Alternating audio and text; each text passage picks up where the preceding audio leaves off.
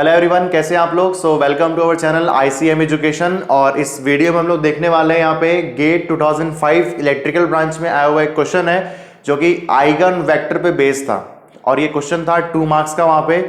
अब यहाँ पे इस वीडियो को बनाने का मेरा मेन मोटो ये है कि आप देखे होंगे मेरा लास्ट वीडियो जो था वो 2x2 का मैंने मैट्रिक्स लिया था और कैसे हम लोग कन्वेंशनली आइगन वेक्टर्स फाइंड करते हैं किसी भी मैट्रिक्स के लिए, ठीक है। और ये वीडियो में आप देखने वाले हैं एक 3x3 मेरे पास मैट्रिक्स गिवन है और उसी 3x3 मैट्रिक्स से करस्पॉन्डिंगली हम लोग यहाँ पे आइगन वेक्टर फाइंड करेंगे कन्वेंशनली, ठीक है। सो जो लोग भी यहाँ पे सीखना चाहते हैं कि भाई कन्वेंशनली कैसे हम लोग फाइंड करते हैं तो आपको मैं यहाँ पे एक्सप्लेन करने वाला हूं और उसके बाद मैं आपको इसी क्वेश्चन को यहाँ पे with the help of options मैं आपको इसको आंसर लेके आऊंगा, ठीक है, विद इन 15 to 20 सेकेंड्स। सो आप लोग इस वीडियो को लास्ट तक देखते रहना, इसमें आपको सीखने के लिए बहुत कुछ मिलेगा। तो स्टार्ट करते हैं इसका सोल्यूशन और सोल्यूशन के पहले अपन एक बार क्वेश्चन को पढ़ लेते हैं, ठीक।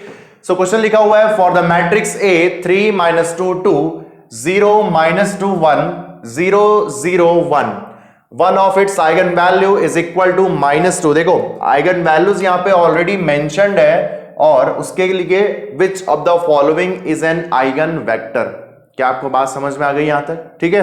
सो क्वेश्चन कुछ भी टफ आपको नहीं दिख रहा है। अगर मैं यहाँ पे मैट्रिक्स को देख रहा हूं, यहाँ पे अगर मैट्रिक्स मैंने लिखा तो मैट्रिक्स मेरे पास है 3 -2 2 और ये 0 -2 1 0 0 और ये 1।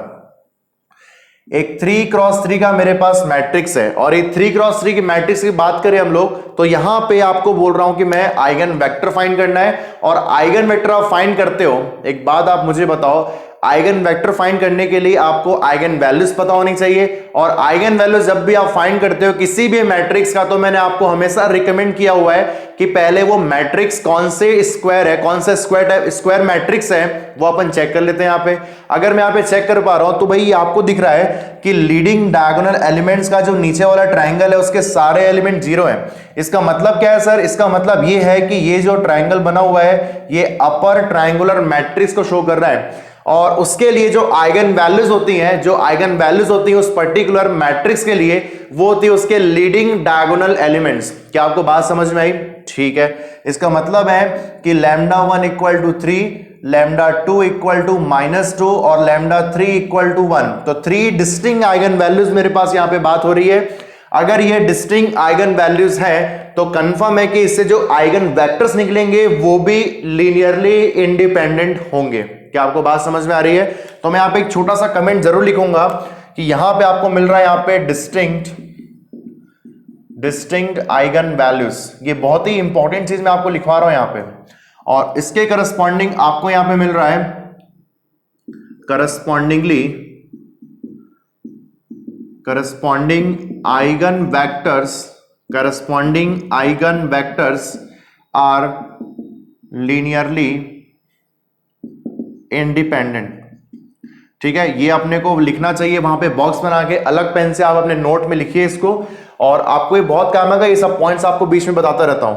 अपना क्या है, क्वेश्चन का आंसर लाना इंपॉर्टेंट नहीं होता है, क्वेश्चन में क्या क्या आप सीख रहे हैं, क्या क्या वो उस क्वेश्चन से कुछ और नए क्वेश्चन बन सकते हैं, ये आपके लिए ज्यादा इंपॉर्टेंट है और ये चैनल आपको वही दे रहा है, ठीक है। चलो अगर अपन यहाँ पे आगे डिस्कशन स्टार्ट करें तो यहां पे आइगन वैल्यूज निकल चुकी हैं और आपको दिख रहा है कि एक आइगन वैल्यू -2 है। अगर ये आपको नहीं भी देता तो भाई आप तो मैट्रिक्स को देख के निकाल सकते हो ना।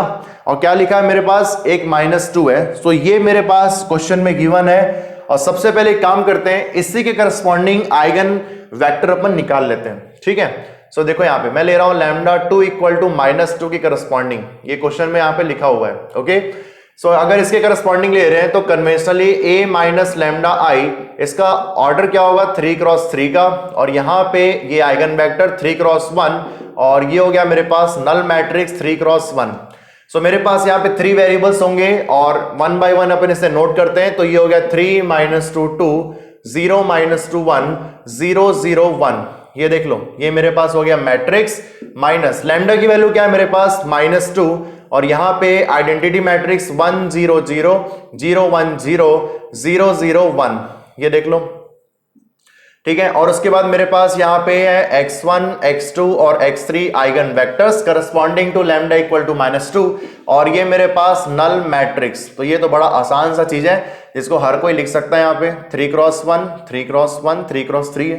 ठीक, चलो इसको आगे सॉल्व किया जाए तो आपको सॉल्व करने से क्या क्या चीजें मिलने वाली वो देख लेते हैं। सो 3 minus minus plus 2 how much 5, बढ़िया।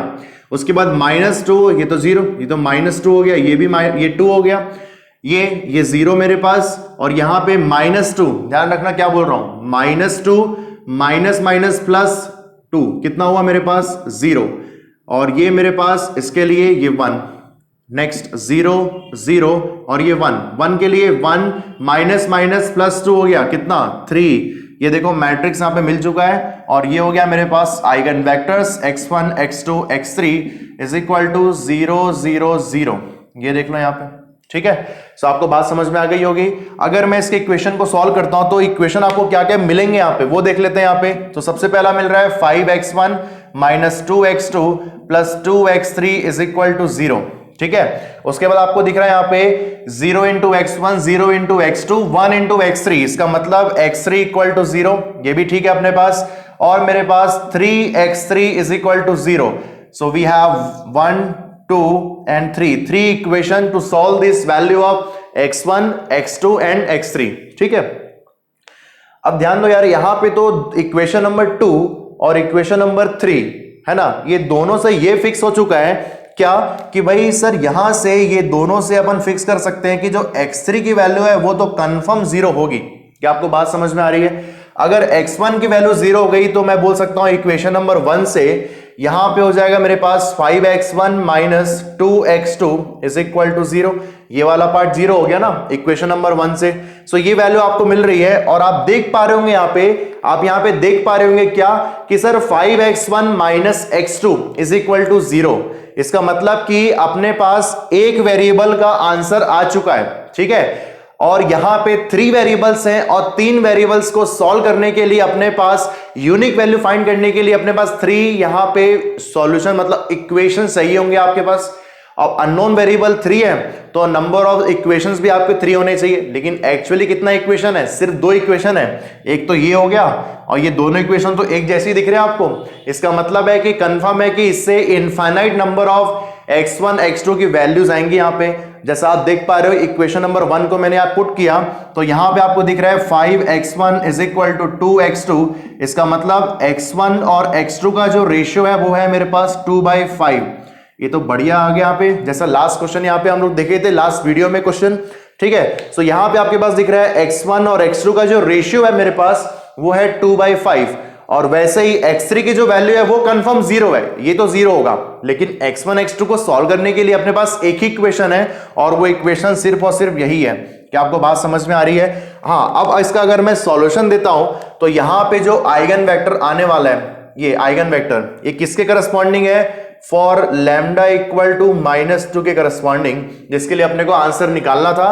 और यहां पे आने वाला है x1 x2 और x3, ठीक। अगर इसको आप लिखना चाहे तो आप ऐसे भी लिख सकते हैं 2k डिवाइड बाई 5k।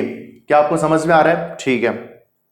सो ये मेरे पास हो गया x1 की वैल्यू यहां पे आप लिख सकते हो 2, x2 की वैल्यू आप लिख सकते हो 5, और x3 की वैल्यू आप लिख सकते हो यहां पे 0। क्या आपको इतना समझ में आ रहा है? तो यहां पे x1 की वैल्यू 2 नहीं है, x1 की वैल्यू 2 नहीं है, या x2 की वैल्यू 5 नहीं है, लेकिन उन दोनों का रेशियो जो है वो 2/5 होना चाहिए, इसलिए मैंने उसे प्रोपोर्शनैलिटी कांस्टेंट के फॉर्म में लिया हुआ है 2k और 5k। क्या आपको बात समझ में आ रही है? ठीक। तो यहां पर हो गया मेरे पास 2 5 और 0। अब चेक कर लेते हैं सर कौन सा ऑप्शन यहां पे सेटिस्फाई हो रहा है। तो यार आपको साफ साफ दिख रहा है ऑप्शन यहां पे होने वाला है ऑप्शन डी। ये देख लो यहां पे ऑप्शन डी यहां पे सेटिस्फाई हो रहा है। सो ये अपने पास आंसर हो गया, ठीक है।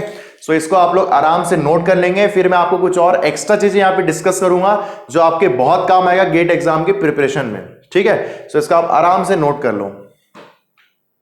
सो आई थिंक आप लोग नोट कर लिए होंगे जो मैंने आपको ये बताया था मेथड, जहां पे आपका ऑप्शन डी यहां पे सेटिस्फाई कर रहा है। इसको अपन दूसरे वे से भी सॉल्व कर सकते हैं। अभी देखो यहाँ पे क्या होता है कि भाई देखो ये 3 इक्वेशन आपको मिले थे, ये 3 इक्वेशन अभी हम लोग लास्ट सॉल्व किए थे, वहां पे आपको मिला था 5x1 minus 2x2 plus 3 plus 2x3 is equal to 0, और x3 की वैल्यू डिक्लेयर हो गई थी कि भाई वो 0 तो होगा, ये तो ठीक है। अब उसके बाद यहां पे क्या हो रहा है कि जब आप मैट्रिक्स का आपने सॉल्व किया था तो मैट्रिक्स सॉल्व करते टाइम क्या आपने वहां पे x2 वाले पार्ट में कमेंट किया था? आप यहां पे ध्यान दो कि ये x3 की वैल्यू 0 है, ये तो कंफर्म हो चुकी है। और यहां से आपको जो इक्वेशन मिल रहा था वो आपको मिल रहा था यहाँ पे 5x1 minus 2x2 is equal to 0। ठीक है, अभी इसको आपने सॉल्व किया था और 2, 5 और 0 इसका आंसर आ गया था। कई बार क्या होता है, कई बार आपको एक कन्वेंशनली ऐसे भी सॉल्व होता है कि पुट x1 इक्वल टू के, ये देख लो यहाँ पे पुट x1 इक्वल टू के, तो इस केस में यहाँ पे आ जाएगा मेरे पास, अगर इसको मैं सॉल्व करूं तो 5x1 इक्वल टू 2x2, सो यहाँ पे हो गया मेरे पास 5k इक्वल टू 2x2, और यहाँ पे x2 की वैल्यू यहाँ पे हो जाएगी मेरे पास 5k डिवाइड बाई 2। क्या आपको ये समझ में आ गया? तो x2 की वैल्यू मेरे पास क्या हो गई 5k डिवाइड बाई 2, तो ये मेरे पास हो गया x1 की वैल्यू k और x2 की वैल्यू 5k डिवाइड बाई 2। लेकिन k के फॉर्म में आपके ऑप्शंस यहाँ पे गिवन नहीं है। हाँ, अगर मैं यहाँ पे x1, x2 और x3 का रेशियो निकालता हूं तो ध्यान देना क्या होने वाला है यहाँ पे। अगर ये देख रहा हूं मैं रेशियो को यहाँ पे, तो x1 की वैल्यू मेरे पास k है और x2 की वैल्यू मेरे पास यहाँ पे है 5k डिवाइड बाई 2, और यहाँ पे x3 की वैल्यू मेरे पास पहले से फिक्स है 0 पे। अगर मैं इसको सॉल्व करता हूं, अगर मैं इस पूरे इक्वेशन पे k से डिवाइड कर दिया, ये पूरे रेशियो में मैंने k से डिवाइड कर दिया, तो क्या मिलेगा आपको मिलेगा 1, 5/2 और ये 0 k से डिवाइड करने पे। अगर इसको आप और भी सॉल्व करना चाहें तो आप यहां पे पूरे रेशियो में 2 से मल्टीप्लाई कर दो, तो आपको मिलेगा यहां पे 2:5:0। क्या हम लोगों ने यही निकाला था क्या कि यहां पे x1, x2 और x3, इसका अगर अपन बात करें यहां पे, तो ये आइगन वेक्टर था मेरे पास corresponding to lambda equal to -2, और आपको मिला था रेशियो 2, 5 एंड 0। सो ये मेरे पास आंसर पहले भी निकल चुका है, और मैं आपको इसमें कुछ नई चीज बताया कि ऐसे भी अपन सॉल्व कर सकते हैं 3 वेरिएबल्स हो या 2 वेरिएबल्स हो, कि जहां पे आपको x3 की तो बात हो गई है लेकिन x1, x2 पे अपन कुछ कमेंट नहीं कर सकते। तो इसलिए मैंने वहां पे लेट सपोज मैंने x1 को k मान लिया और x2 को सॉल्व कर लिया यहां पे। हाँ, अगर आप यहां पे चलो x2 को k मानते सर, तो आंसर क्या डिफरेंट आता? नहीं, सेम आंसर आता, दैट इज 2, 5 एंड 0। क्या आपको बात समझ में आ रही है?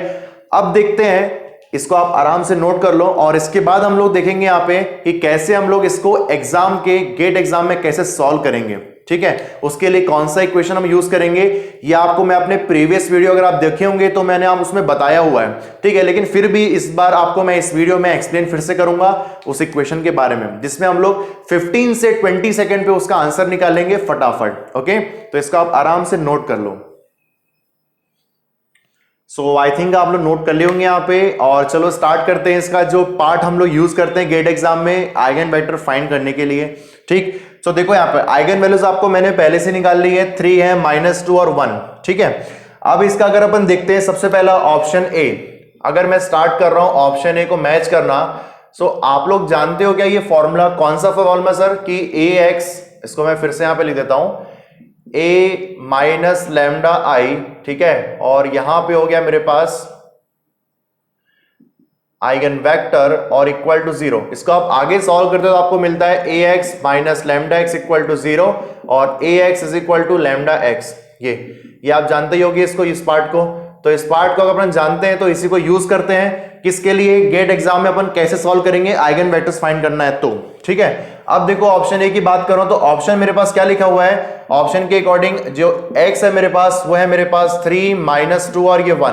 ठीक, अब इसको सॉल्व कर रहे हैं तो इस इक्वेशन को मैं यूज कर रहा हूं, देखो कैसे, 3 -2 2 0 -2 1 0 0 और 1। ठीक है, और मैंने x की वैल्यू यहां पे नोट किया हुआ है, x की वैल्यू मेरे पास है यहां पे 3 -2 1। ठीक है, और यहां पे देख लो ये लैम्डा। ठीक, यहां पे लैम्डा और यहां पे वापस से x की वैल्यू 3 -2 1। अब यहां पे आपको जो क्वेश्चन में फाइंड करना था वो लैम्डा इक्वल टू -2 के लिए फाइंड करना है। ध्यान रखना, अभी मैं लैम्डा की वैल्यू यहां पे पुट नहीं कर रहा हूं, मैं भी पुट नहीं कर रहा हूं, मुझे अभी पुट करना नहीं पसंद। ठीक है, अभी उसको लैम्डा को वैसे रहने दो। अब इसको देखो सॉल्व करते हैं, देखो 1 बाय 1 सॉल्व कर रहा हूं मैं इसको। 3 × 3 9 हो गया। ठीक है, -2 और ये कितना हो गया 4, है ना, मतलब 9 + 4 13, और यहां पे 13 + 2 15। देखो कितना आ रहा है मेरे पास, ये हो गया मेरे पास 15, मल्टीप्लाई कर रहे हैं बस, 0 0, ये -2 × ये 4 और ये 1 कितना हुआ मेरे पास, ये हो गया 5। क्या आपको बात समझ में आ रही है? ठीक है, उसके बाद 0 0 और ये कितना 1, ये देख लो यहाँ पे ये 1 मिल रहा है आपको। ठीक, ये दोनों के मल्टीप्लाई करने से आपको ये मिल रहा है। अब यहाँ पे आप चेक करो कि लैम्डा की वैल्यू मेरे पास है, अभी -2 को भूल जाओ, अभी देखो कि लैम्डा की वैल्यू कितनी है आपके पास। तो एक तो है 3, एक है -2 और एक 1। तो आप खुद बताओ कि मैं लैम्डा की ऐसी क्या वैल्यू यहां पे पुट करूं, मैं लैम्डा की ऐसी क्या वैल्यू यहां पे पुट करूं जिससे ये इसके इक्वल हो जाए। क्या आपको बात समझ में आ रही है? अगर मैं लैम्डा इक्वल टू 3 पुट करता हूं तो 3 × 3 9, पॉसिबल नहीं है। लैम्डा इक्वल टू -2 पुट करता हूं, पॉसिबल नहीं है। लैम्डा इक्वल टू 1 पुट करता हूं तो यहां पे भी पॉसिबल नहीं है। इसका मतलब है ऑप्शन तो सेटिस्फाई नहीं हो रहा है। क्या आपको बात समझ में आ रही है? ठीक है, और मैं यहां पे एक छोटा सा कमेंट लिखूंगा, छोटा सा comment, for any value of lambda. क्या आपको बात समझ में आ रहा है? तो ये इसके कभी इक्वल नहीं हो सकता, ठीक है ना, बराबर यहां पे। उसके बाद अगर मैं नेक्स्ट ऑप्शन की बात करता हूं, सो नेक्स्ट ऑप्शन यहां पे ऑप्शन बी, ठीक है, ध्यान से देखना आप लोग, यहां पे ऑप्शन बी, यहां पे सबसे पहले लिखा हुआ है ax is equal to lambda x, तो आपको पता ही है। तो यहां पे हो गया 3 -2 2, 0 -2 1 और 0 0 1, ये देख लो यहां पे। उसके बाद यहां पे जो x है, यहां पे x है मेरे पास, क्या है मेरे पास x, ऑप्शन बी में यहां पे -3 2 और -1, ठीक है, और ये लैम्डा हो गया उसके करस्पॉन्डिंग -3 और ये 2 और ये -1, ठीक। अगर इसको मैं यहां पे मल्टीप्लाई करता हूं तो मल्टीप्लाई करते हैं, मजा आएगा आपको। सो -3 × 3 कितना हुआ मेरे पास, -9 और ये कितना हुआ मेरे पास, -4 -13 मतलब कितना मिल रहा है आपको, -15 मिल रहा है। ये देख लो अपने पास 0 फिर माइनस, ये -4 और ये -1 -5, ठीक है, 0 0 और ये -1। क्या ये कभी इक्वल हो सकता है? क्या ये कभी इक्वल नहीं हो सकता। और यहां पे एक छोटा सा आप कमेंट लिखेंगे, for any value of lambda, for any value of lambda. क्या आपको समझ में आ रहा है ये चीज? ठीक, तो दो ऑप्शन यहां पे आपको सेटिस्फाई नहीं हो रहे हैं, आपको मैं सब चीज लिखवा रहा हूं। तो आपको यहां पे क्या है कि आपको ऑप्शन में क्या करना है, ऑप्शन को उठाना है और यहां पे ax is equal to lambda x आपको सेटिस्फाई कर देना है आपको, ठीक है। चलो ऑप्शन पे आते हैं, यहां पे नेक्स्ट ऑप्शन अगर मैं चेक कर रहा हूं, ऑप्शन यहां पे है ऑप्शन सी। ऑप्शन सी के अकॉर्डिंग मैं पुट कर रहा हूं ax is equal to lambda x. तो यहां पे देख लो 3 -2 2, 0 -2 1, 0 0 1, ठीक। यहां पे अगर पुट करें तो ये हो गया 1 -2 3 और ये हो जाएगा लैम्डा 1 -2 3। इसको मल्टीप्लाई करते हैं 3 और ये हो गया 4, कितना हो गया मेरे पास 7 और ये 6 13, ये देख लो 13 यहां पे आ रहा है, ठीक। आगे बढ़ते हैं, यहां पे 0 और ये 4 + 3 ये हो गया 7, 0 0 ये हो गया 3। क्या ये कभी इक्वल हो सकता है? क्या फट जल्दी से बोलो आप, नहीं सर ये इक्वल कभी नहीं हो सकता, ठीक। तो ये बात हो गई ऑप्शन सी की। सो कंफर्म है कि ऑप्शन डी यहां पे तो सेटिस्फाई होना ही है, जो हम लोग पहले से आंसर बोल चुके हैं, ठीक। लेकिन फिर भी हम लोग बिलीव के तौर पे इसको सॉल्व कर लेते हैं और भी, ठीक है। अब देखो अगर मैं ऑप्शन डी की बात करता हूं, जो अपना आंसर बाय डिफॉल्ट आने ही वाला है, और ये है ax is equal to lambda x.